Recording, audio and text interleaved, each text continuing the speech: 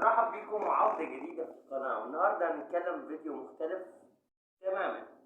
فيديو بيتكلم عن آخر أخبار الفن وأفلام الصيف 2023 وأحدث الأفلام المنتظرة في سنة 2024.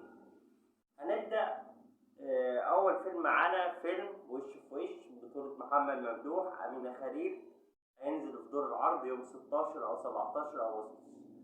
بعد كده معانا في قائمة الأفلام فيلم شماريخ بطولة تأليف وإخراج عمرو سلامة، بطولة آسر ياسين وأمينة خليل. بعد كده فيلم فوي فوي فوي محمد فراج. بعد كده معانا في قائمة الأفلام فيلم مطرح مطروح بطولة بويكا ومحمود حميدة وكريم عفيفي وشيماء سيف ومن إنتاج السبكي.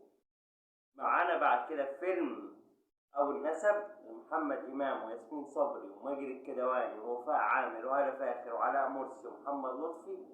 الفيلم من تأليف أيمن وتار وإخراج رامي إمام.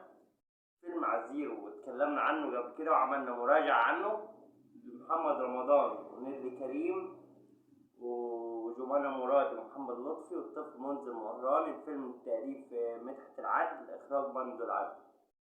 معانا آخر الفيلم هيبقى قنبلة الموسم وقنبلة الكوميديا، فيلم مرعي البريمو أكبر تاجر بطيخ في إمبابة. الفيلم بطولة هنيدي، غادة عادل، لطفي لبيب، مصطفى أبو سريع، أحمد بدير، طه دسوقي.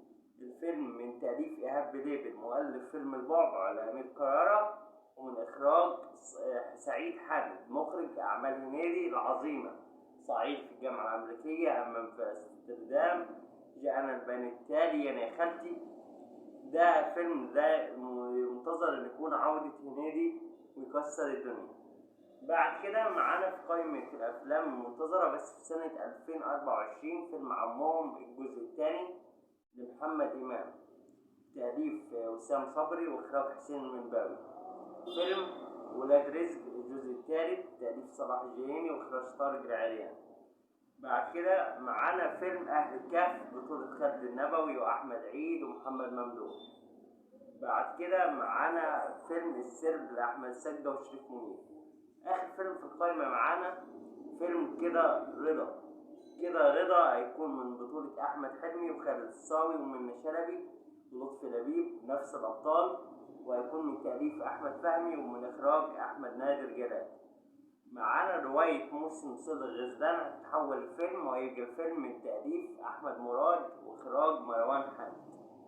أعزائي المشاهدين، لو عجبكم النوع ده من الفيديوهات لايك واشتراك في القناة وفعلوا زر الجرس ليصلكم كل جديد، واسم القناة منوعات مع روز. أعزائي المشاهدين، شكرا.